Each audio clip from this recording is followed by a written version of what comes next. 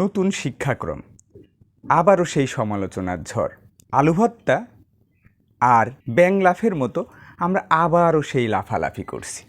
এই যে ষান্মাসিক সামষ্টিক মূল্যায়নের যে প্রশ্নপত্র, সেই প্রশ্নপত্র দেখে আমরা অভিভাবকেরা নানান ধরনের সমালোচনা করছি, আর আমাদের অনেক শিক্ষকেরা এখনও কনফিউজড।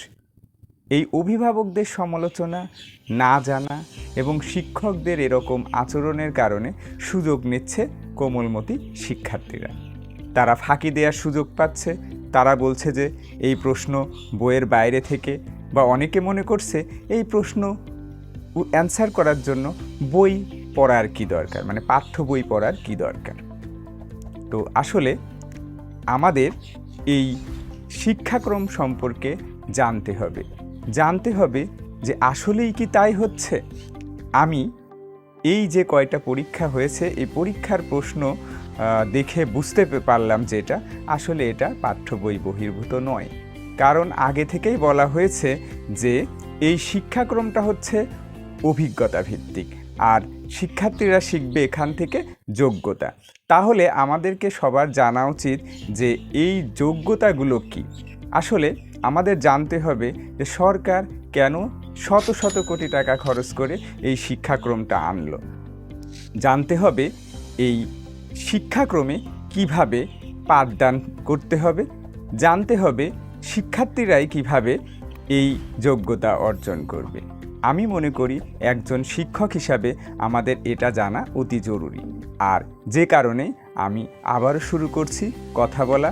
আমরা ধারাবাহিকভাবে জানানোর চেষ্টা করব যে এই শিক্ষাক্রমটা সরকার কেন আনলো, এই শিক্ষাক্রমটা আসলেই কি এতই খারাপ, এই শিক্ষাক্রমের কি কোনোই সুবিধা নাই, সরকার কেন এই শিক্ষাক্রমটা আনলো।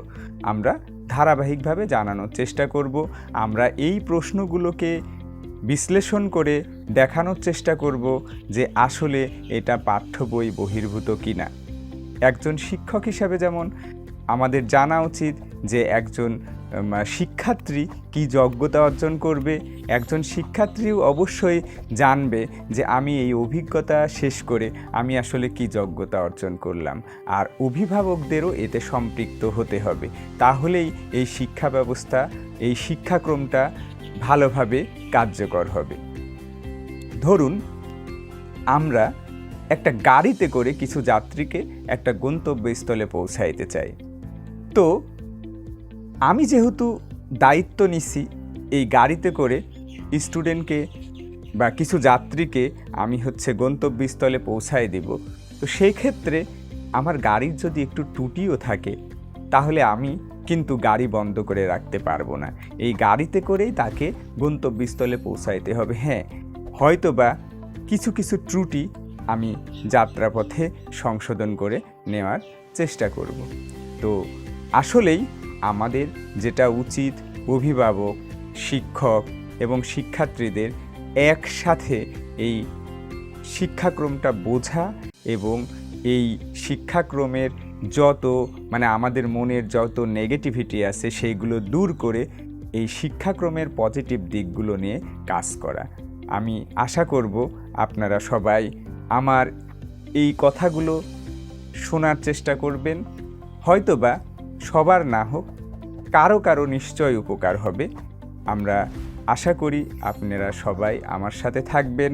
আমি পরবর্তী ভিডিওগুলোতে যোগ্যতাগুলো কিভাবে পাঠদান করতে হবে, কিভাবে স্টুডেন্টরা যোগ্যতা অর্জন করবে, প্রশ্নগুলো আসলে কেমন হবে, এই বিষয়গুলো নিয়ে আমরা ধারাবাহিকভাবে আলোচনা করব। আপনারা সবাই সুস্থ থাকেন, ভালো থাকেন, এই কামনায় শেষ করছি। আল্লাহ হাফেজ।